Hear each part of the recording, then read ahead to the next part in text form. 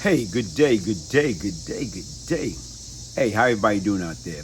Hey, just in case you're joining me for the very first time, I'm your host, the one they call Brian Glaze Gibbs. Hey, hit that like button, hit the subscribe, share.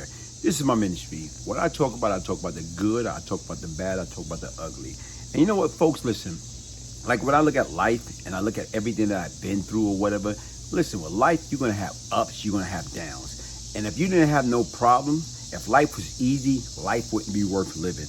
What I'm talking about today is two of the individual that I remember personally that I, Brian Glaze Gibbs, was scared to death of. The two guys that was scared of, number one was OG Shebay, and number two, Rasta T, Tony Bullard, aka Devin Price.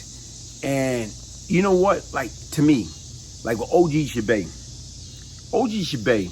and I didn't know it, 10 years older than me. So when you look at that in itself, 10 years older than me, he done been through everything, at a young age. Like the same way I came up, he came up 10 years before me. And not only that, he was nice with the martial art. This is the only guy I know. This dude, like literally, went toe to toe with One Punch Row. One Punch Row, everybody know, like his story is legendary. They didn't mess with Row. When Row used to come around with his neck to the side, hunchback, and nobody messed with Row.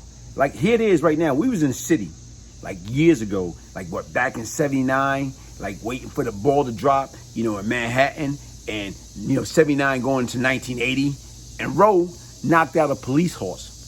Boom. So the difference is everybody was scared to death of One Punch Row, but not Shabey. Shabey was a type of cat, like to me, what I know of, he wasn't scared of nothing. My first run-in with Shabey was like me, and my man Domino, and we used to I used to sneak out my pops. Like he's had a nickel-plated walnut handle 22, and this sucker was sweet. We 14 years old, so I'm 14, Domino 15. So I used to sneak out the house and, to try to play cool, try to play tough, so you flash it around, letting people know that you carrying a gun. So one day in particular, I guess Bay and them, got word that, because we was from Cyprus and we used to come to the plaza to check the little girls. So here it is, somebody got the word back to Bay and them, yeah, these little dudes be carrying. So one day in particular, I'm up in Plaza.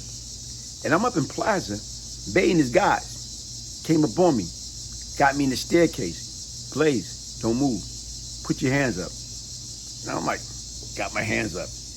They got a 38 long, and I'm like, oh. So I got my hands up. I'm a kid. So here it is. One of the guys searched me up and down.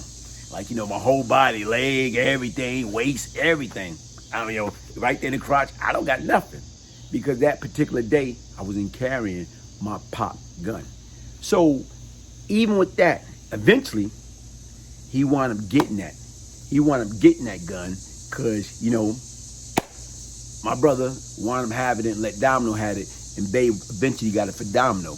And the difference is people look at it, okay, cool, well, y'all guys was mad. Was you mad? Nah. Because once again, I can't go against that dude. Regardless, I'm 14, he 24. So that's like right now where it's the Cub Scout going against the National Guard or the Army. How can you win? Bay used to come through when we used to have wars, like Cyprus against Plaza. Okay? Listen, folks. Me, LD, Domino, Tut. What type of chance we're gonna have with a guy like Bay? He was older than us. He was more skilled than us, more knowledgeable than us, more street smart than us. How can we beat them? So here it is. He got guys our age that was hanging out with him. And listen, man, they piggyback off his coattail. And I used to hate that. Because once again, if they didn't have Bay, Plaza wouldn't be nothing. But right now, they didn't just have Bay. They hooked up with Raheem. Raheem, them guys, they eventually hook up with the Mill Avenue boys.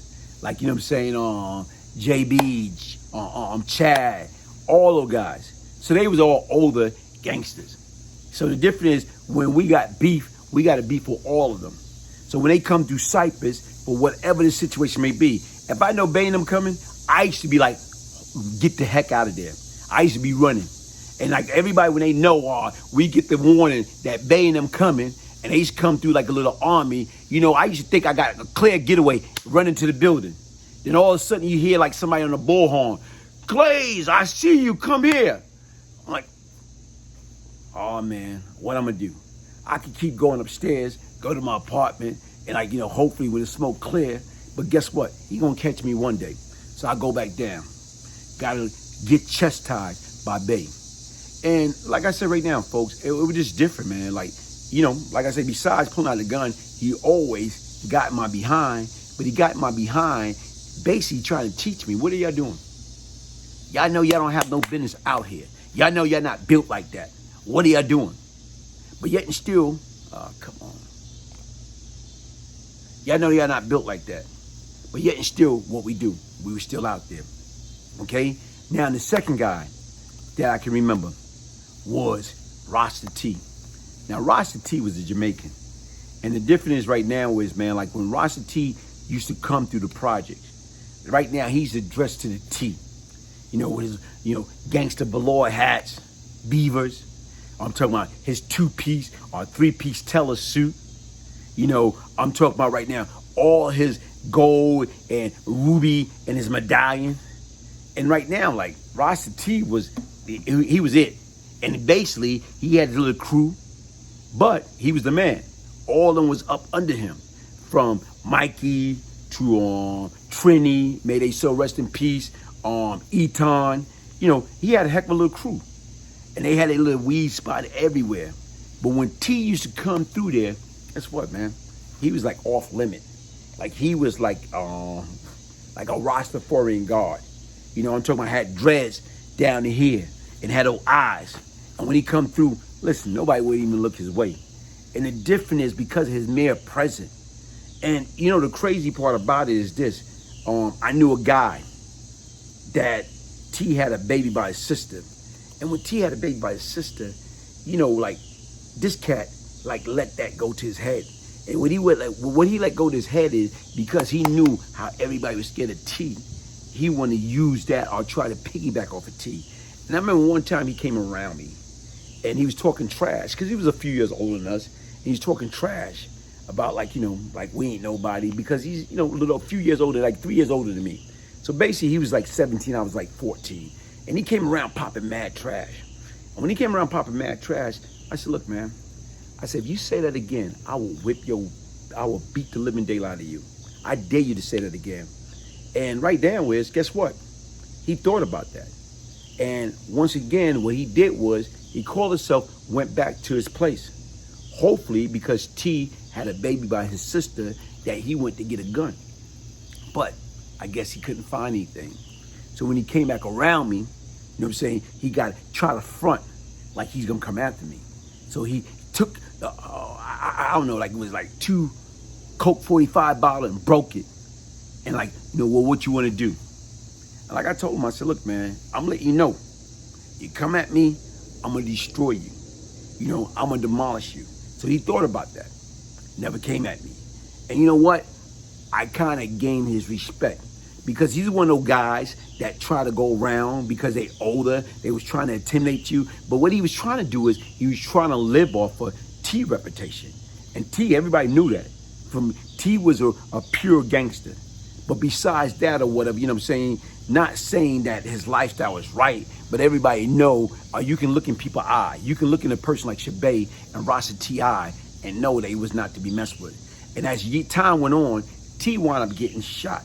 I don't know whether about the shower posse or the untouchable, but he wound up getting like shot with Tommy guns, like the machine guns, and he was paralyzed. And I remember when I went away and did my bid, and I was in Green Haven, and you know, he was in a wheelchair, and we built a hell of a relationship. Even right now, T was basically, like I like to say, at one time, helped put the A-team into the drug game because he was a hell of a smart man. And I'm talking about right now from a CEO standpoint. So to me, the two individuals that when I was coming up as a kid that I feared, especially in East New York, was OG Shebay. Shout out. I learned a lot from him, still in contact with him. One love, baby. And Tony Bullard, Devon Price. Hey, T, rest in peace, man. Learn a lot from you. Hey, listen, folks. Like I said right now is, it's nothing wrong with admitting who's who and what's what. And like I say, guess what? Everybody's afraid of somebody. Everybody's afraid of something. In order to be honest with anybody else, you got to first attempt to be honest for yourself. But the difference right now is, how do we stop all that being afraid of anybody? Because once again, we're all human beings. But guess what? We all got something in common. We got two dates in common. The day that we're born and the day that we're going to die. Hey, hit that like button. Subscribe. Peace, love, and prosperity. Brian Glaze Gibbs. Panoxol right for me. Are you currently suffering from high blood pressure or high cholesterol? Then Panoxol is for you. Panoxol is an all-natural supplement that's been found to help reduce the need for blood pressure medications. If you don't currently have any blood pressure problems, Panoxol is even better for you. Panoxol is an over-the-counter natural food supplement with amino acids and herbs. These natural ingredients support cardiovascular health and may help prevent high blood pressure and high cholesterol, which can lead to heart attack, stroke, and kidney failure. Panoxol's patented formula was designed by an MD of internal medicine and is made in an FDA-certified facility, and its ingredients has been used in holistic treatments for thousands of years. Try Panoxol today and feel better. It's that simple. Healthy heart, mind, and body with Panoxol. You can learn more about Panoxol online at www.panoxol.com or by calling toll-free 1-844-PANOXOL. That's 1-844-726-6965. Start feeling better today with Panoxol.